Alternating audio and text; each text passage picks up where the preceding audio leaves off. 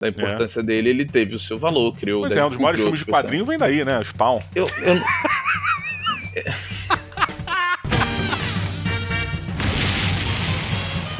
Bom dia. Boa tarde. Boa noite. Estamos começando mais um Matando Robô Gigante Show. Queria poder voltar no tempo pra gente não falar isso. Que empolgação, Diogo. Quero mais. Porque não, sabe por que eu desempolgo? Porque no episódio de hoje, quebrar esse vidro, quebrar esta quarta parede, não é novidade. Tá bom. Tenta mais uma. Som na caixa. E estamos começando mais um Matando Robô Gigante. Só ia pra me assustar, é? Mais uma. Estamos começando mais um Matando Robô Gigante. Péssimo. Mais um. Estamos começando mais um Robô Gigante Show! Mais um.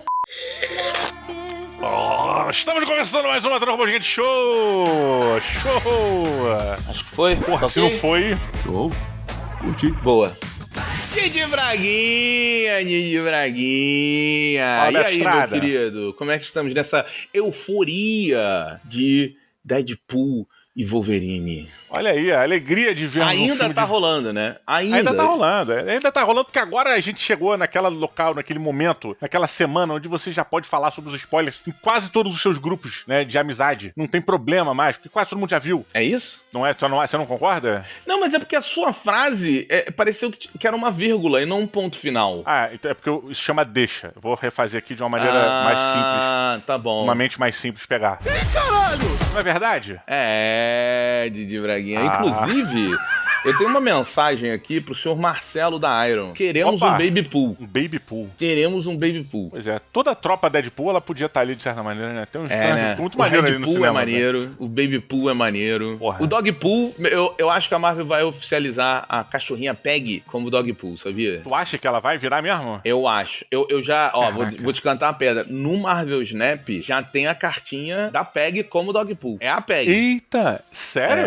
Caraca, mané. Exatamente. Que foda. Então, Cara, então, eu acho muito legal porque a gente tá aí nesse momento, né, nesse pico de dopamina do Deadpool aí em todo mundo, gente indo mais de uma vez ao cinema pra poder preencher, né, todos os checks em suas listas de referências e de easter eggs. Mas tem uma pergunta que eu acho que a gente tem que fazer, tá? Roberto Duque Estrada, Deadpool, ele é só uma piada na Marvel? Sou Jesus da Marvel, criatura ridícula. Cara, isso é foda, sabe por quê? Porque ele tá tomando uma proporção, ele vai ter que deixar de ser só uma piada. E eu acho que isso pode ser um problema.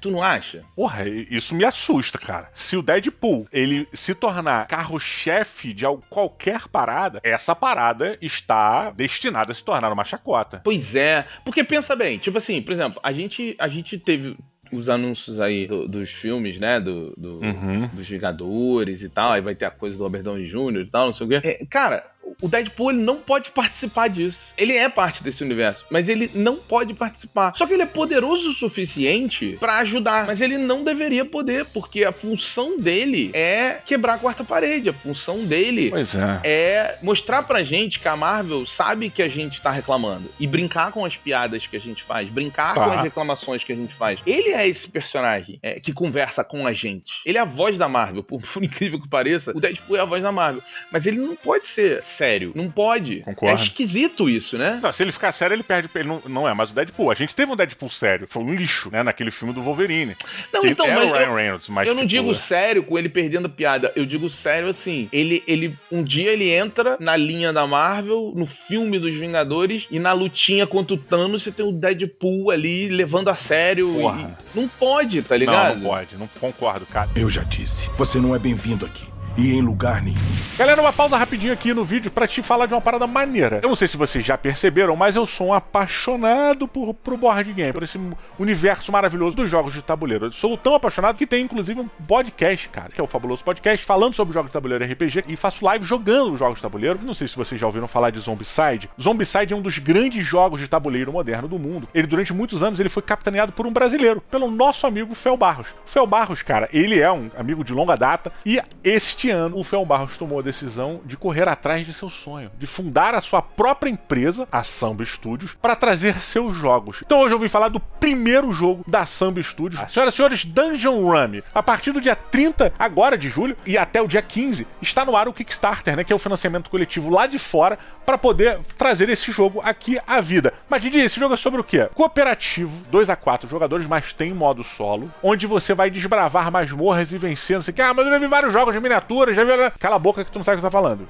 Ui! Não estou falando de miniatura, estou falando, senhoras e senhores, de cartas. Cartas e tokens e marcadores. Dungeon Run é um jogo de cartas que se baseia num baralho tradicional, só que em vez de naipes como copas, ouros, espadas e etc., você tem aqui 4 naipes distintos dos jogos. Tanque, dano, cura e suporte. Cada naipe ele representa, de certa maneira, uma personagem. Esse aqui, por exemplo, é a Lily, que é a nossa fada tanque. E ela tem também seu parceiro, sua camarada, que é a Oak, que é o nosso curandeiro. Ele é o healer do grupo. Temos também aqui o nosso homem do dano, que é o Bob, um mago que dá dano. A única questão é que o Bob ele não abre o olho pra poder atirar magia. Fica um cheirinho de presto no ar, muito bacana, eu adoro isso. E meu favorito, temos aqui, senhoras e senhores, o Milton, que é o nosso bardo maravilhoso. Eu não sei se vocês já repararam, mas na carta você não tem um texto. Tirando o nome, você não tem um texto com coisas sendo explicadas, um textão pra você entender como é que a magia X ou a magia Y e como é que é a regra e você precisa... Não tem essa porra. Aqui no Dungeon Run tudo é intuitivo, então o jogo é todo feito usando uma simbologia pra facilitar o jogo. E como é que o jogo é jogado? Aqui você tem que fazer canastra. O ideal é você fazer a canastra limpa, porque aí você vai dando os danos, você vai fazendo as habilidades, você vai dando os recursos e vai impactando e vai derrotando as criaturas que estão vindo ali naquela masmorra. Então o jogo ele tem esse cheiro de buraco, de canastra, com a pegada do jogo de tabuleiro moderno. O jogo ele entra em financiamento coletivo agora, dia 30, e vai até o dia 15, como eu já falei. E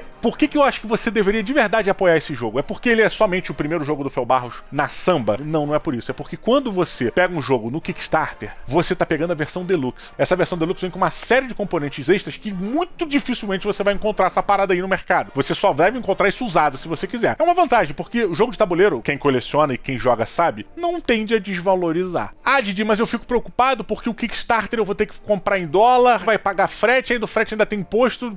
Não. O Fel, ele já se antecipou a todas essas paradas e esse financiamento coletivo dele já previne que qualquer surpresa possa acontecer, porque ele fechou uma parceria com a Galápagos. No momento em que o Kickstarter for aprovado e for liberado para você poder receber o seu jogo, o jogo vai sair da porta do Kickstarter para a porta da tua casa direto. Então é isso. Se por acaso o que eu falei não foi o suficiente para você ficar empolgado e já entrar no Kickstarter e garantir a sua versão Deluxe, obra-prima, Masterclass do Dungeon Run, eu te indico 2 conteúdos que eu estou fazendo para apoiar o Dungeon Run. Eu tô gravando um podcast falando sobre jogos que se inspiram em outros jogos clássicos, né? Mecânicas clássicas e tal, e o Dungeon Run ele entra nisso. Se o podcast não for suficiente pra você, eu estou fazendo lives aprendendo a jogar o Dungeon Run e depois jogando sozinho. Clica no link aqui pra você entrar no Kickstarter e ver quais são as condições e os valores que tem lá. Agora vamos voltar pro vídeo que valeu a pena, não valeu? Eu acho que você pode até ver o Deadpool num endgame, mas isso é um outro filme, né?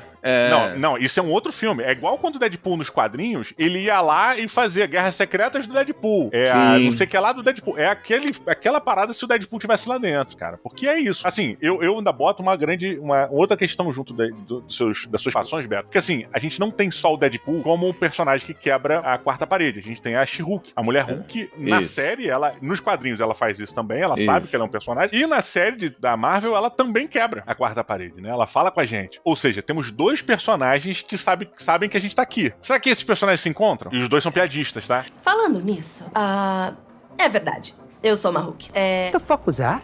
Bitch, you think that's what I do? Eu acho que o próprio saber deles e a própria quebra de quarta parede de cada um desses personagens é diferente. Porque a She-Hulk, ela quebra a quarta parede, ela sabe que é um personagem de quadrinhos, nos quadrinhos isso, mas ela tá ali nos momentos levando a sério aquela realidade. Sim. Sacou? Sim. Então ela pode ser inserida numa realidade em que ela não quebre a quarta parede e tá tudo bem. A gente vai continuar com essa história. Concordo. O Deadpool, ele não pode. Ele não tá só pra quebrar a quarta parede. Ele não tá só pra saber que ele é um personagem de quadrinho. Ele tá pra falar com a gente. Ele tá pra zoar o contexto. Ele tá pra sacanear o Hugh Jackman, que ele vai trabalhar até os 90 anos de idade. Ele tá pra falar que o Kevin Feige proibiu piada com droga no filme. É um outro lugar de quebra de quarta parede, sabe? Que, Total. tipo, não pode ficar sério. Cara, e eu acho que como estrutura de personagens, né? A gente tem na Mulher Hulk uma heroína que está ali pra salvar a Terra, né? Salvar o globo e os seres humanos e todo mundo. O Deadpool, a essência, a origem do Deadpool, lá dos Novos Mutantes, o caralho, ele era um vilão, cara. O Deadpool, ele surge como um vilão e ele vem sendo adaptado porque ele foi fazendo um grande sucesso, principalmente quando ele passa na mão de outras pessoas. Ele é um mercenário, né? Cara. Ele é um mercenário tagarela. Ele é um mercenário, cara. Pois é, mas além disso, não é só ser um mercenário, né? Ele tem todo o perfil de vilão. Ele tem toda essa estrutura de vilão. A gente transforma o Deadpool num pseudo-herói ou num anti-herói, de certa maneira, por uma questão financeira, porque o Deadpool faz um sucesso inacreditável, né? E essa porra explode e vamos trabalhar esse cara agora. Vamos transformar ele agora numa parada engraçaralha, né? E eu acho que o Deadpool nos quadrinhos, ele não chega sendo exatamente isso, pelo que eu me lembro, né? Acho que o Deadpool, ele tem uma crescente de desenvolvimento da personalidade dele, até ele se tornar essa referência de Deadpool, de, porra, maluco chato pra caralho, que fala pra caralho, que sabe que é um personagem, a ponto de ver, tipo, o casamento do Deadpool, mano. A gente viu o casamento do Deadpool, cara. Isso nos quadrinhos é um ponto. Você é um personagem que teve um casamento, que foi desenhado, caralho, sabe? Não são todos os heróis que casam tranquilão. É foda. Tem a revista do casamento do Deadpool é maneira. Ele casa com a demônia lá, aquela demônia radical. Com a morte. A mina que o Thanos é apaixonado. Olha isso. Cara, ele não lembrava disso, não. Não é? Com a morte? Não. Não lembrar, não, eu só não lembrava. Não tô falando que você tá errado, não. Nesse momento, eu acho que você tá errado. Não, eu tô tentando lembrar. Com a Rainha Demônio, na verdade, com a Shikla. Mas, ao mesmo tempo, ele fica se arrastando o rabinho de saia pra morte do tempo todo, sabia? A mina do Thanos. Ah, então peraí. O Thanos é meio vidrado na morte, né? Nessa personificação da morte. Tanto e o Deadpool fica dando em cima dela também. Deadpool é talarico, pô. Ok, faz total sentido, cara. Né?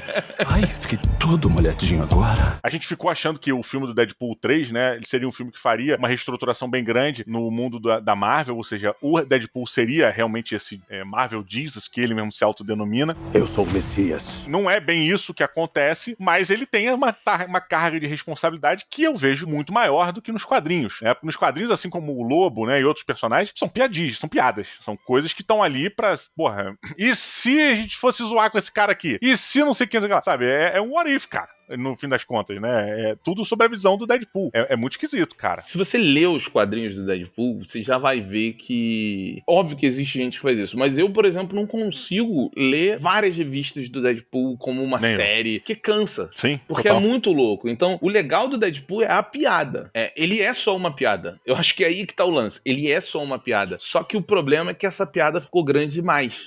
No bom sentido, porque o filme é bom, mas o que isso pode acarretar no universo Marvel, cara, eu não gostaria de ver ele na linha principal. Eu não acho que faz sentido nenhum ele tá na linha principal, né? O lugar dele de luxo é zoando a linha principal, ele fazendo esse deboche que tem que ser feito. Ele quer um dia, tá? Beleza, acho que eles fazem até essa brincadeira. Mas eu trago, Beto, um personagem, trago o Juiz Dredd aqui pra essa conversa, pra fazer um paralelo com o Deadpool pelo seguinte: o Juiz Dredd, ele não é um personagem como o Deadpool, ele não tá lá pra zoar, muito pelo contrário, né? Ele é um personagem super sério, caricaturamente, ele é tão caricato, ele é tão sério que ele fica caricato com sua seriedade, ele é uma grande crítica, né, a muita coisa de fascista, né, a uma justiça aí muito específica e tal, e ele é muito marcado dentro da personalidade dele, dentro de muitas coisas. Eu, particularmente, quando leio o Juiz Dredd, cara, eu não consigo ler muitos, porque ele é muito dentro dessa mesma estrutura o tempo todo, né, e isso cansa um pouco, né, essa referência, não é piada, né, mas essa crítica e tal, eu acho ela ótima, mas ela cansa pra mim. Assim como o Deadpool cansa, assim como o Lobo cansa, sabe? Você fica muito preso dentro desses argumentos que são muito similares. Óbvio que tem histórias do Dredd, assim como o Deadpool, que são interessantíssimas, mas a estrutura que tá sendo dito, do que tá sendo falado, do que tá sendo contado é essa, e isso pra mim é um pouco cansativo. Não, eu acho diferente. Não, é bem diferente, mas tu entende o plot que eu coloquei dessa... O Dredd, eu gosto pra caramba do Dredd. O Dredd tem histórias... capaz de maratonar, assim, tipo, leu puta... sim. O Dredd tem histórias. Não tá fez, então, pelo vídeo. Tem um mundo... I'll be the judge of that.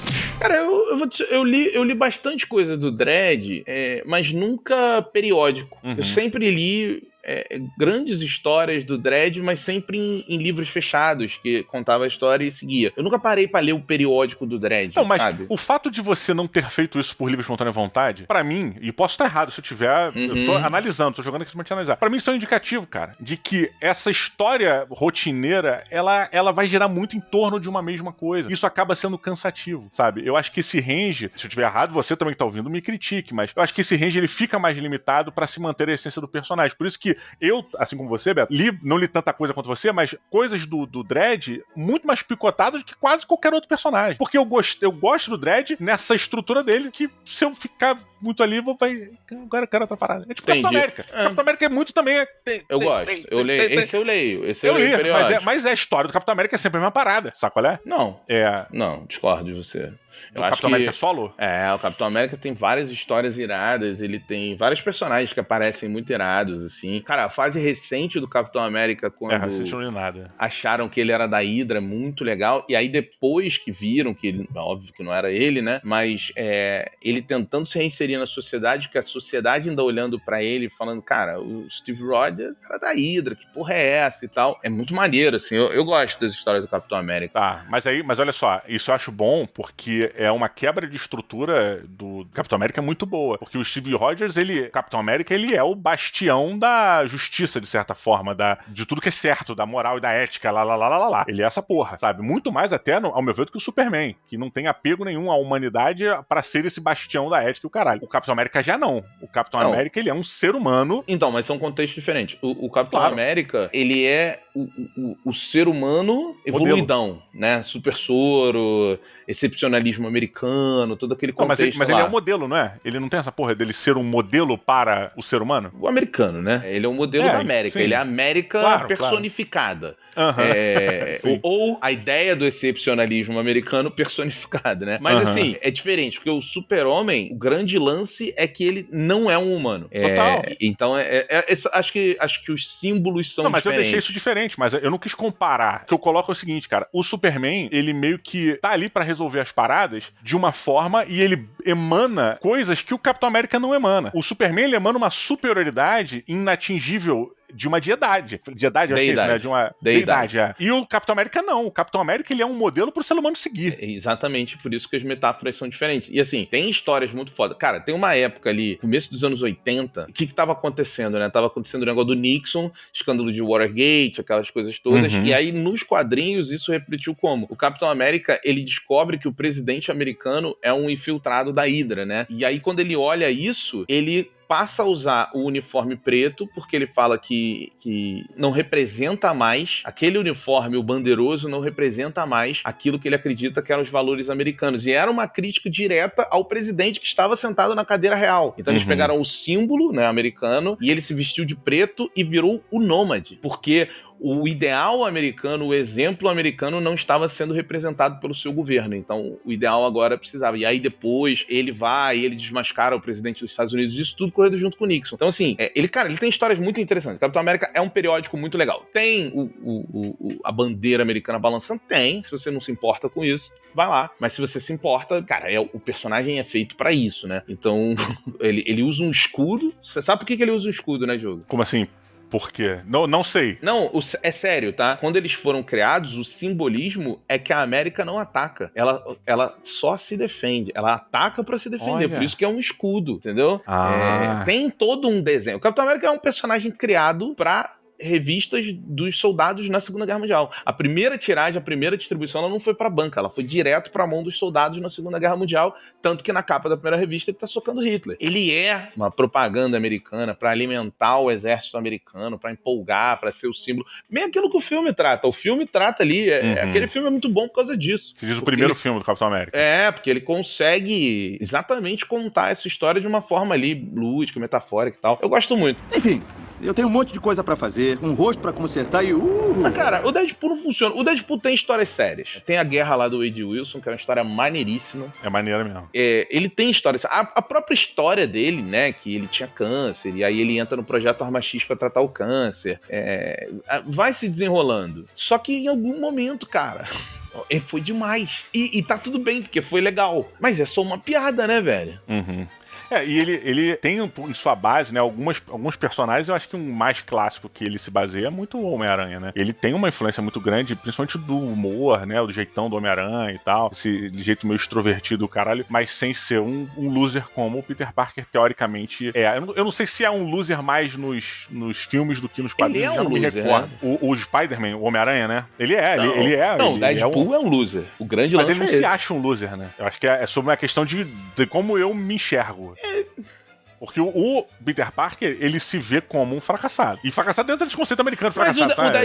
o Deadpool, ele meio que também, né? O lance é toda a insegurança dele, né? Talvez enquanto Homem-Aranha, ele não seja... É porque eu acho que é muito nítido que existe uma baixa autoestima dentro do Peter Parker. Se isso é transposto pro Homem-Aranha, eu acho que não. Acho que não é. Ou seja, existem dois personagens. O Peter Parker, ele é uma pessoa e o Homem-Aranha é outra. Quando você vai pro Deadpool, o Wade Wilson, ele é o Deadpool. Ele com máscara ou sem máscara, ele não muda muita coisa, né? Ele é aquela parada ali, ele só botou um capuz. Dá pra entender o que eu quis dizer? Sim. E é louco, né? Porque ele é criado pelo Rob Liefeld, né? Nos anos 90, que é um cara que é altamente polêmico, vamos dizer assim. Porra, eu vi uma crítica muito boa, falando que o Reynolds, né? O Ryan Reynolds fez questão de botar o nome daquela loja. Tem uma loja lá, quando sai o Wolverine, claro, a gente viu no trailer, vai porra agora. Mas tem uma loja lá que fica no fundo de uma das cenas, que é a Liefeld, não sei o que lá do Pet, uma loja de podólogo. Sim. E a grande brincadeira é de ser uma loja de podólogo porque o Rob Liefeld, ele não manda bem com o pé. E eu nunca tinha reparado nisso, porque tem tantas outras coisas que ele não manda bem. Isso que eu ia falar, ele não manda bem com muita coisa. Mas é um cara que foi importante na indústria, né? Sim, total. Goste você ou não da importância dele, ele teve o seu valor, criou... Mas um dos maiores filmes de quadrinho vem daí, né? O Spawn. Não é o Spawn não é do Rob Liefeld, tá? Mas era daí, mas que era do Rob Liefeld, não era? Então acabamos. Nós acabamos. Claro, acabamos. Devia ter visto a sua cara.